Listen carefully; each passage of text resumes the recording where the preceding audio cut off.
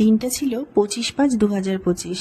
আগের বছর এই দিনটাতে কিট্টু আমার কোল আলো করে এসেছিল। তো চলো আজকে তোমাদের সাথে আমার মা হওয়ার দিনের গল্পটা শেয়ার করছি। আমাকে যখন নার্সিংহোমে নিয়ে গেছিলো তখন তো আমি একটু টেনশনে ছিলাম যে সব যেন ভালো করে হয়, কিন্তু সত্যি বলতে যখন আমাকে অপারেশন থিয়েটারে নিয়ে গেল তখন না আমার সব টেনশন কেমন ম্যাজিকের মতন ভ্যানিশ হয়ে গেল। আমার মনে একটা আলাদাই জোর চলে আসলো যে না, সব ভালোভাবেই হবে। তো ঠাকুরের আশীর্বাদে সব ভালো করে হয়েও গেছিলো। তখন ডক্টর যখন বলল যে আমার ছেলে হয়েছে আর প্রথমবার ওর কান্নাটা শুনলাম, সত্যি বলতে ওই ফিলিংসটা আমি মুখে প্রকাশ করতে পারবো না, ওটা আলাদাই একটা অনুভূতি।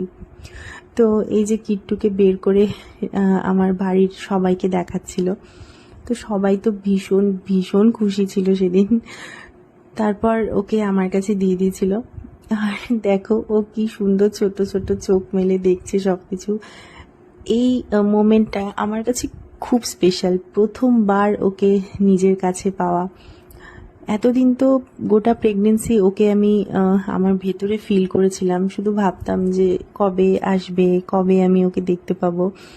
আর যেদিনও হলো, তো ওকে যখন আমার কাছে দিল তারপরে আমি গোটা মানে প্রেগনেন্সির যে সি সেকশনের পেইন থাকে, যে ব্যথাটা থাকে, সব কিছু মানে ভুলে গেছিলাম। তারপরে ওকে বাড়িতে নিয়ে আসার পর একটা ছোট্ট ওয়েলকাম করলাম।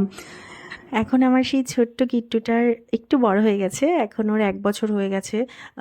ও এখন আমাদের সারা বাড়ি হেঁটে চলে দৌড়ে বেড়াচ্ছে। তো এটা হচ্ছে আমার এই চ্যানেলের প্রথম ভিডিও। আমি এর পরে তোমাদের সাথে আরও সুন্দর সুন্দর ভিডিও শেয়ার করব। আমার বাচ্চার সাথে আমি সারাদিন কি করি, ওর দুষ্টু মিষ্টি সব মুহূর্তগুলো আমি ভিডিও বানিয়ে তোমাদের সাথে শেয়ার করব। তোমরা অবশ্যই আমার পাশে থেকো, সাথে থেকো।